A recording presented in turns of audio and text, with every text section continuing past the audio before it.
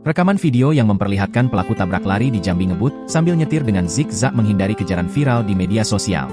Sebelumnya, insiden tabrak lari itu tepatnya terjadi di Jalan Soekarno-Hatta, tepatnya di depan Regen, dekat Bandara Lama, Jambi, Selasa, 18 Juni 2024, sekitar pukul 17 waktu Indonesia Barat. Informasi yang dihimpun Tribun, mobil X-Trail bernopol BH1621 LZ tersebut menabrak seorang bocah perempuan. Korban pun mengalami luka-luka usai ditabrak pelaku. Kini korban telah dirawat di rumah sakit.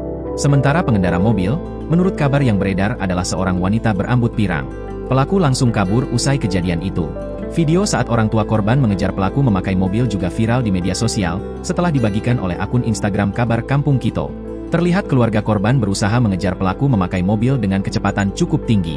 Lantaran jalanan yang cukup ramai, keluarga korban tidak berhasil menangkap pelaku. Pelaku akhirnya berhasil kabur dan tak mau bertanggung jawab atas perbuatannya tersebut. Menurut saksi mata di lokasi pengendara perempuan berambut pirang, mohon etikat baiknya, terima kasih, tulis keterangan video tersebut.